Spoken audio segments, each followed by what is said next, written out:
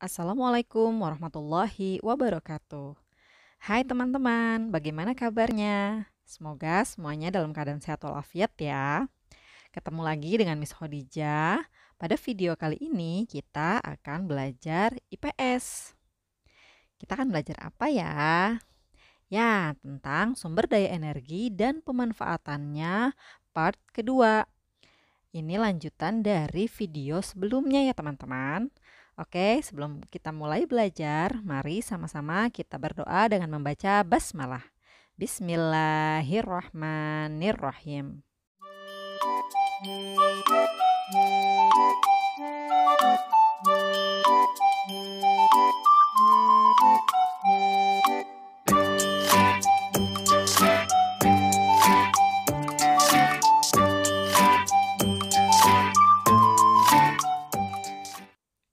Baiklah teman-teman, pada hari ini kita akan belajar sumber daya energi dan pemanfaatannya part kedua, lanjutan dari materi sebelumnya.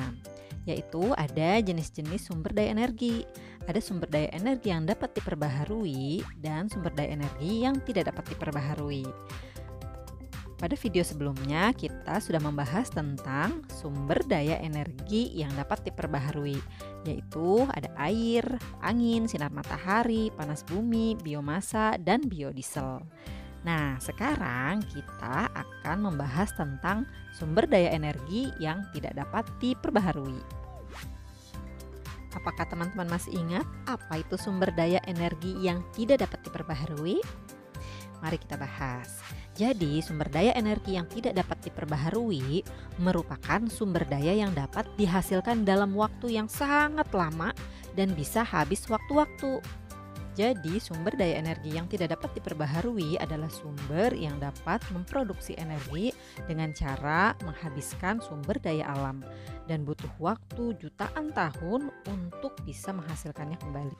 Karena sumber daya yang tidak dapat diperbaharui ini umumnya berupa bahan bakar fosil, di mana bahan bakar fosil dihasilkan dari jasad makhluk hidup yang terkubur selama ratusan bahkan jutaan tahun di bawah permukaan bumi. Oleh sebab itu, diperlukan waktu yang sangat lama untuk dapat menghasilkannya kembali. Selanjutnya, contoh dari sumber daya energi yang tidak dapat diperbaharui adalah sebagai berikut. Yang pertama adalah minyak bumi. Kedua, gas alam, dan ketiga, batu bara.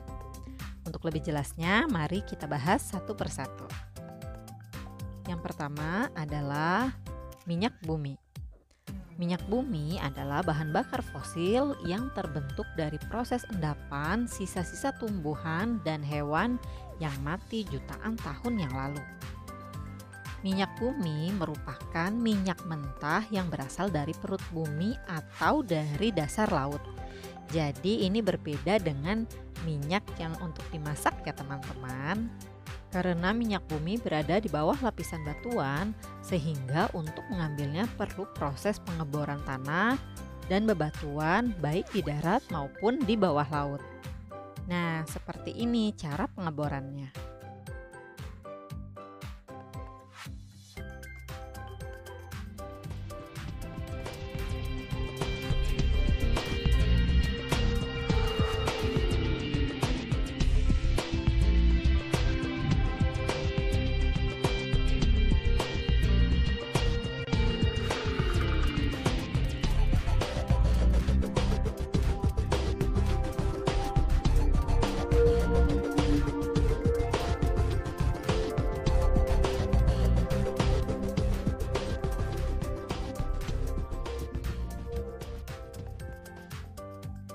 Selanjutnya adalah manfaat dari minyak bumi. Salah satu manfaat dari minyak bumi yang banyak digunakan oleh manusia adalah mengolah minyak bumi menjadi bahan bakar minyak atau kita kenal dengan sebutan BBM. Di antaranya ada bensin sebagai bahan bakar kendaraan roda 4 maupun roda 2. Selanjutnya ada solar sebagai bahan bakar untuk truk atau kapal laut. Selanjutnya ada aftur untuk bahan bakar pesawat atau jet, dan juga ada minyak tanah yang biasanya digunakan untuk bahan bakar kompor minyak. Oleh sebab itu, supaya minyak bumi tidak cepat habis, maka kita harus menggunakan minyak bumi secara bijaksana ya teman-teman. Selanjutnya adalah gas alam. Sama halnya seperti minyak bumi, gas alam berasal dari fosil-fosil makhluk hidup yang sudah mati ribuan tahun bahkan jutaan tahun yang lalu. Lalu, apa saja manfaat gas alam bagi kehidupan kita? Manfaat gas alam diantaranya sebagai pembangkit listrik tenaga uap atau gas yang biasa disingkat dengan PLTU atau PLTG. Nah, bagaimana jika tidak ada listrik teman-teman? Pasti kita kesulitan untuk memenuhi kebutuhan hidup sehari-hari. Manfaat selanjutnya adalah sebagai bahan bakar kendaraan. Biasanya disingkat dengan BBG, bahan bakar gas. Banyak kendaraan saat ini yang menggunakan bahan bakar gas, baik itu alat transportasi ataupun kendaraan pribadi. Manfaat yang ketiga adalah sebagai bahan bakar gas LPG. Nah, ini pasti teman-teman sudah tidak asing lagi. Di rumah teman-teman pasti ada gas LPG yang biasanya digunakan untuk memasak. Jadi itulah sebagian manfaat gas alam yang biasanya kita gunakan dalam kehidupan sehari-hari. Lalu bagaimana cara mendapatkan gas alam? Sama halnya seperti minyak bumi. Perlu dilakukannya pengeboran di bawah tanah atau di bawah dasar laut untuk bisa menghasilkan gas alam yang dapat dimanfaatkan bagi kehidupan manusia. Pengeboran gas alam dilakukan hingga ke dalam perut bumi. Kemudian disalurkan ke tangki-tangki penyimpanan melalui pipa-pipa. Selanjutnya, sumber daya energi yang tidak dapat diperbaharui yang ketiga adalah batu bara. Sama halnya seperti yang lain, bahwa batu bara juga dibentuk dari jasad makhluk hidup yang terkubur selama ratusan bahkan jutaan tahun di bawah permukaan bumi. Makanya batu bara termasuk sumber daya energi yang tidak dapat diperbaharui karena membutuhkan waktu yang lama untuk bisa menghasilkannya kembali. Nah, teman-teman, tahukah kalian bahwa batu bara adalah barang tambang yang diperoleh dengan cara digali?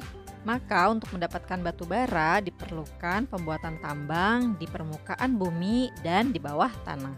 Sebagian besar sumber listrik kita saat ini masih menggunakan batu bara. Selain itu juga untuk bahan bakar kereta tenaga uap. Dan asap pembakaran batu bara yang pekat juga dapat menyebabkan polusi udara. Jadi manfaat batu bara yang dapat kita gunakan antara lain sebagai bahan bakar kereta tenaga uap. Kedua, sebagai pembangkit tenaga listrik. Dan yang ketiga, sebagai bahan mentah untuk industri besi dan juga baja. Dan ada lagi manfaat-manfaat lainnya. Itulah tadi 3 macam sumber daya energi yang tidak dapat diperbaharui karena membutuhkan waktu yang lama, sehingga kita harus lebih bijak dalam memakainya. Selanjutnya adalah bagaimana cara kita menghemat penggunaan sumber daya energi agar tidak cepat habis. Mari kita simak bersama. Pertama, menghemat penggunaan listrik dengan cara aku mau tidur, aku matikan saja lampunya. Cara yang pertama, mematikan lampu sebelum tidur. Selanjutnya, sudah pagi, aku matikan saja lampunya. Cara yang kedua, mematikan lampu ketika siang hari, karena kita bisa dapat cahaya dari matahari. Cara ketiga, aku sudah selesai nonton, aku matikan saja TV-nya. Jika sudah selesai nonton, maka matikanlah TV-nya. Sudahkah kamu menghemat penggunaan listrik di rumahmu? Cara menghemat sumber daya energi yang kedua adalah menggunakan sepeda atau kendaraan umum. Jadi kita bisa berjalan kaki atau naik sepeda saat bepergian ke tempat yang dekat.